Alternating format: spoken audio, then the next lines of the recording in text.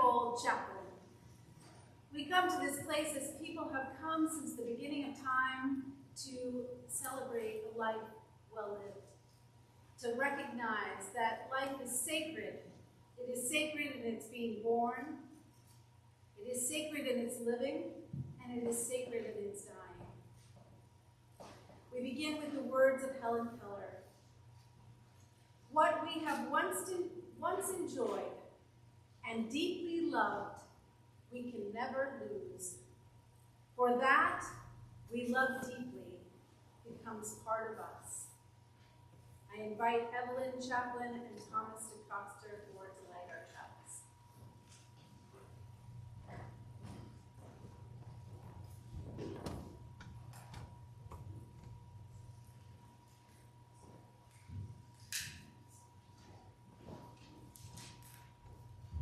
This candle in memory of Bill, who's truly for me the best father-in-law I've ever had. I believe so, but that's what I have here. We will miss it very much.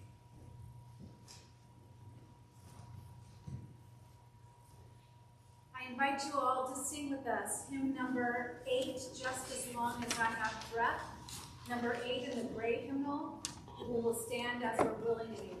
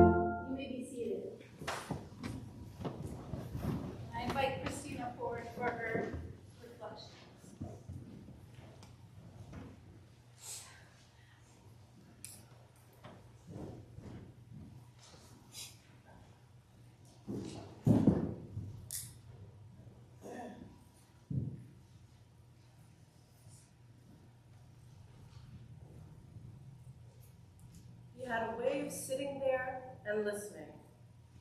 He knew he had his full attention, that he was taking in and processing every word, every inflection, and an intonation of your voice. Every pause and every look, no matter what the subject, from the mundane to the deeply philosophical to the humorous, he would listen deeply when invited in to share your thoughts in that moment. And if you paused, reciprocating, extending back the invitation, offering your own attention, he would gladly take you up, He would share his unending curiosity with no limits because he knew you were equally ready to listen and engage with an open mind and heart. He did not ask you to share his opinion or his beliefs. He only ever was searching for confirmation that you too were another kindred spirit, equally hungry for the intellectual stimulation and pursuit of the debate. It was never a question of winning. There was no need for one to be right and the other wrong, but rather the cultivation of curiosity and exploration in the conversation itself. Two minds fully engaging with one another in pursuit of inner growth. It can be a struggle when I realize there were so many conversations left unexplored, so many questions left unanswered, except that upon reflection, I have come to realize that it is not with the body or within the physical space in which the answers lie. That was the whole point. The goal of each conversation and debate. His greatest gift to me, and maybe to others who knew him, lies in the moment when you learn that, from the beginning, it was always about the learning itself. It's never about if we are right or if we are wrong, if we are lucky or make terrible mistakes along the way. He always said that if he had to choose between being lucky or being smart, he would choose lucky. And yet there is so much wisdom reflected there, a great acceptance that much of life is indeed left to luck. We can try to mold our lives, and there are certainly choices that we can make. But in the end, the journey we take will always be molded by many forces outside of our control. We are all at the mercy of the universe and an endless confluence of factors we cannot fully control. So the beauty of life lies in the debate itself. The mental journey he continues to accompany me on, that commenced so many years ago, continues inside me now. He has molded how to share that debate with others, or modeled how to share that debate with others, that if you stop and listen and engage with an open mind and heart, maybe they too will let you in. That the most precious gift you can give is to cultivate that same curiosity and pursue one's hunger for life, especially with those that are still learning how. All our lives can serve as an inspiration that was instilled in us. We all have the capacity to be deep wells of patience, as he often was, and compassion when we too stop, listen, and offer our full attention, first to ourselves, and then, when we have let our minds quiet, we are ready to also open ourselves to the other. When we allow ourselves to recognize the kindred soul next to us as another opportunity to learn. And maybe, when we come with an open mind and heart, we can continue to engage in the debate without need for anyone to win or lose in the end, merely for the pure joy of the intellectual pursuit. I love you, Dad.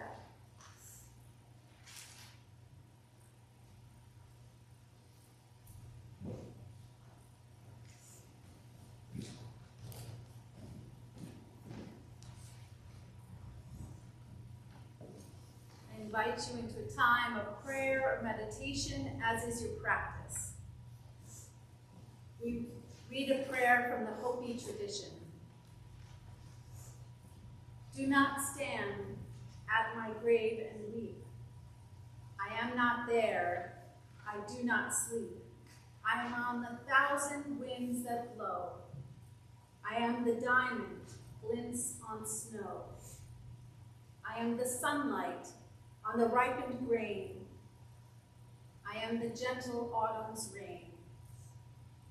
When you awaken in the morning hush, I am the swift, uplifting rush of quiet birds in circled flight. I am the soft stars that shine at night. Do not stand at my grave and cry. I am not there. I did not die.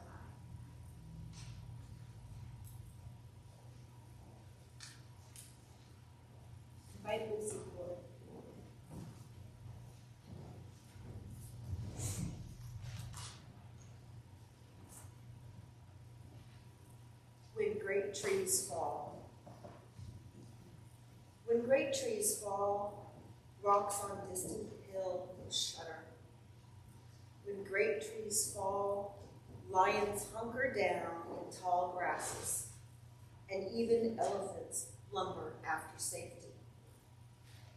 When great trees fall in forest, small things recoil into silence, their senses eroded beyond fear. When great souls die, the air around us becomes light, rare, sterile. We breathe briefly. Our eyes briefly see with a hurtful clarity. Our memory, suddenly sharpened, examines, gnaws on kind words unsaid, promised walks never taken. Great souls die, and our reality, bound up to them, takes leave on us. Our souls, dependent upon their nature, now shrink, wizened. Our minds, formed and informed by their radiance, fall away. We are not so much maddened as reduced to utterable ignorance of dark, cold caves. When great souls die, after a period, peace blooms, slowly and always irregularly. Spaces fill with a kind of soothing electric vibration. Our senses restored, never to be the same, whisper to us. They existed. Phil existed. We can be, and be better. For he existed.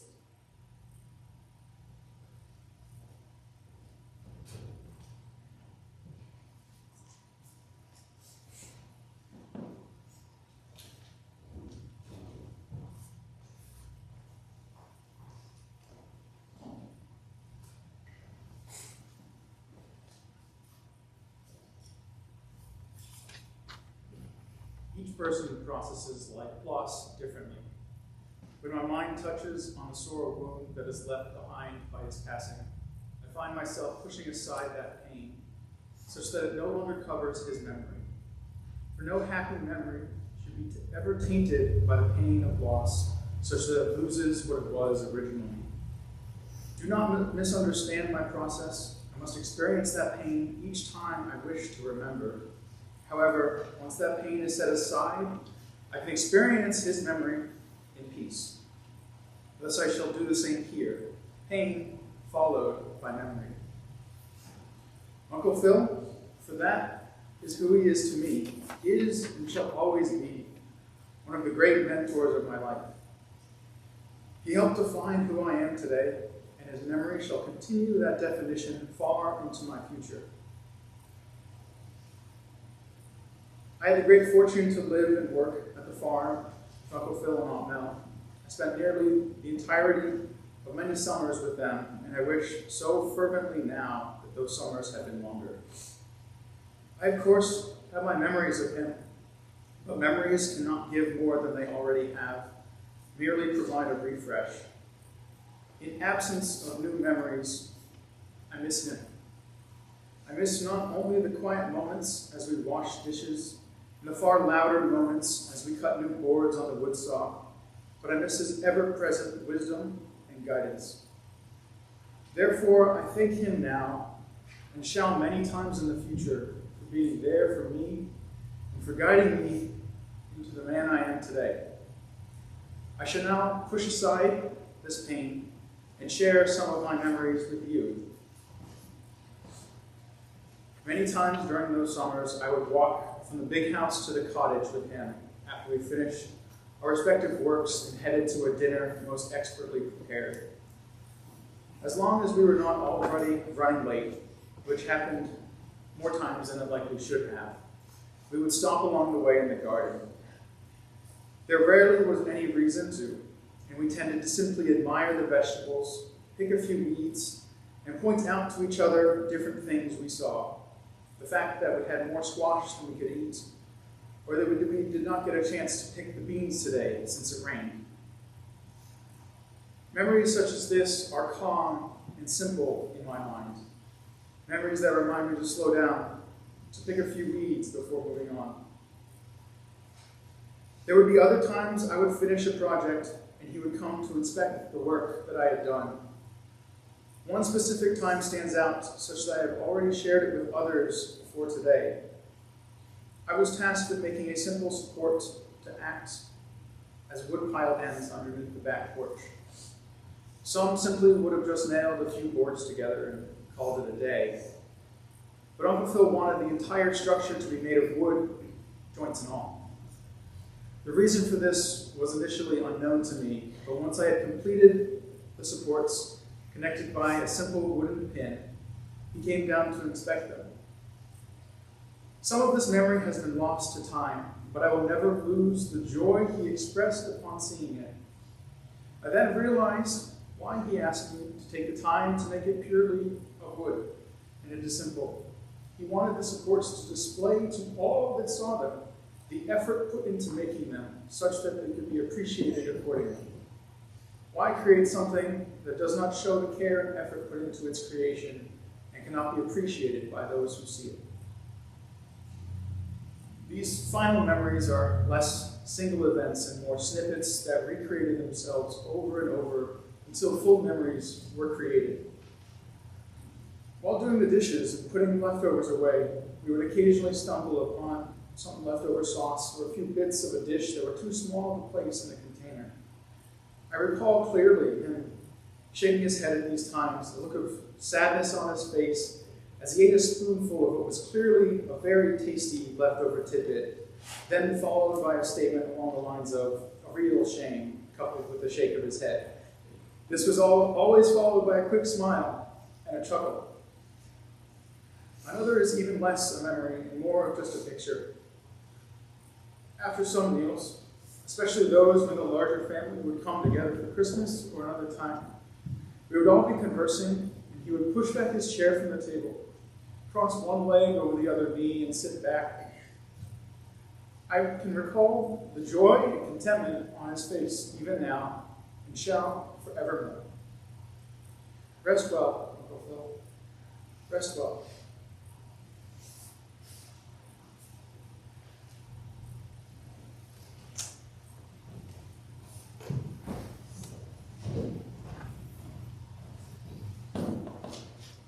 I invite you into a time of prayer or meditation, as is your practice. We begin by breathing in peace and breathing out love.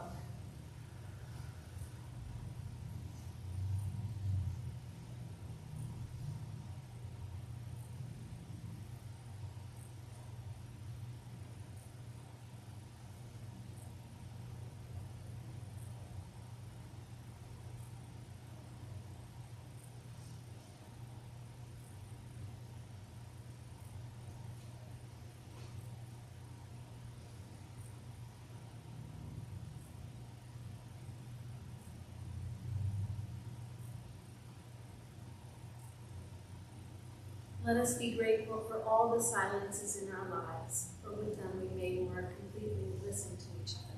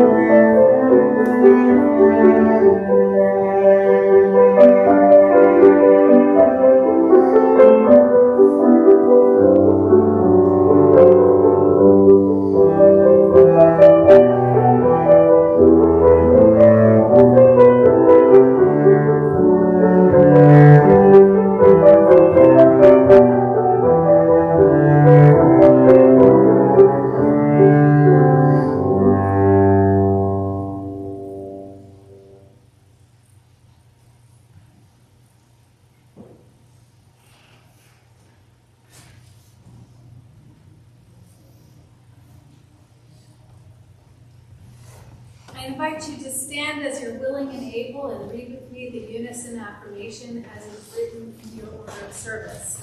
I will read the normal text and you will read the italicized text. At the rising of the sun and at its going down, at the blowing of the wind and the chill of winter, at the opening of the buds and the rebirth of spring, at the blueness of the skies and the warmth of summer, at the rustling of the leaves and the beauty of the autumn, at the beginning of the year and when it ends. As long as we live, they too will live, for they are now a part of us as we when we are weary and in need of strength, when we are lost and sick of heart, when we have decisions that are difficult to make, when we have joy we crave to share, when we have achievements that are based on theirs. For as long as we live, they too will live, for they are now a part of us. We remember them.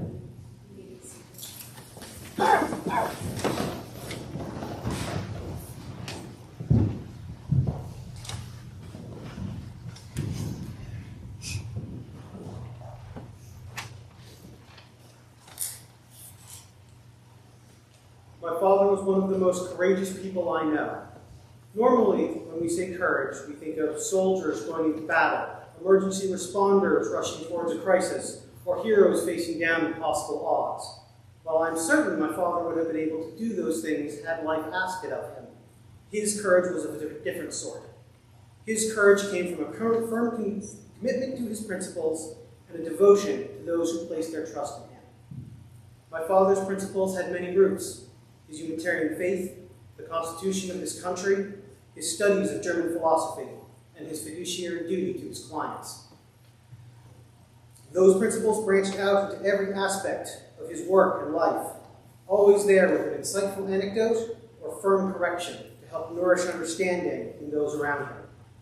It was a gentle shade that those principles provided, of comfort and trust, that you knew that he would follow through on his intent, even if sometimes it was as slow as watching an acorn drop. He believed in the right of people to make their own choices, even if he thought they were the wrong ones, so long as they were also willing to accept the consequences of their actions. He believed that hard work was its own reward, from a vegetable garden or meticulously prepared estate return. He believed in the persistent, patient diligence that let him hit his target as a high master marksman. These are the principles he would speak of to me when I came up to the farm to help on the woodlot. There isn't exactly a lot of time to talk when you're doing that kind of logging. The chainsaw is making a racket, you're focused on hitting this narrow wedge with a heavy maul, your whole body is tired. But it is also liberating in its own way. A simple task, clearly done, persistently, patiently, and in a way that made sense for you, so long as you got it done. For a man who spent most of the week tending to the affairs of others, I imagine there was also some appeal to the fact that he was all but completely unreachable. The concerns and affairs of those who trusted him was more than his profession. It was the second half of who he was. He tried to understand exactly what it was that you needed, not necessarily what you said you needed, but what you actually needed. This could be exacerbating when what you said you needed was what you actually needed, but just as often it was a perceptive look past the surface and into the future.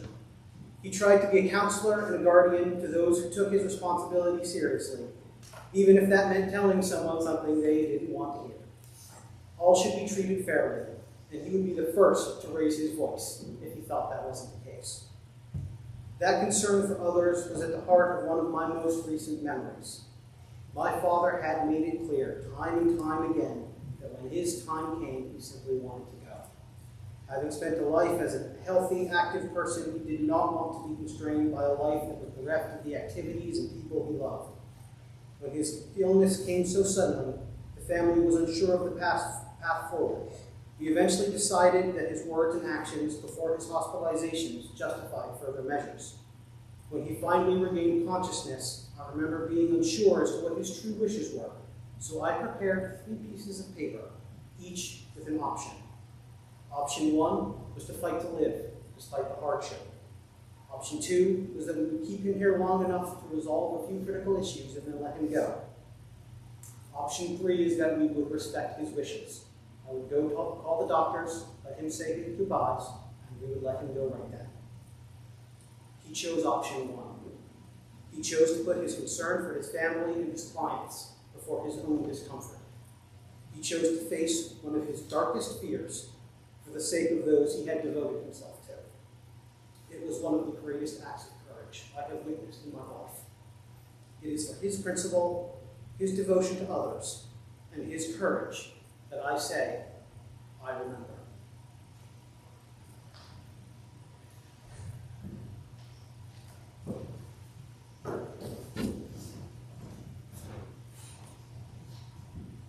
I invite you into a time of prayer. Precious Spirit of life, who lives and moves within each of us, we ask you into this place of grief and remembrance.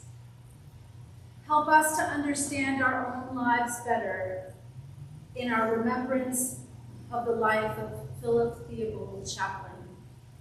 Help us to remember that we're all doing our best with the brains and bodies we have been gifted with.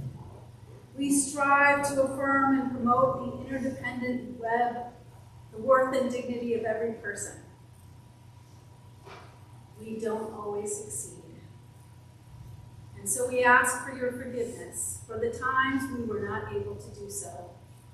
Help us to remember to love one another as you love us, and to never stray from that love of the divine in all of us. Amen. And may light perpetual shine upon Phil. May love surround his every memory, and may the joy that fills your life and peace be with you evermore. Amen. I invite you to sing our final hymn, We Would Be One.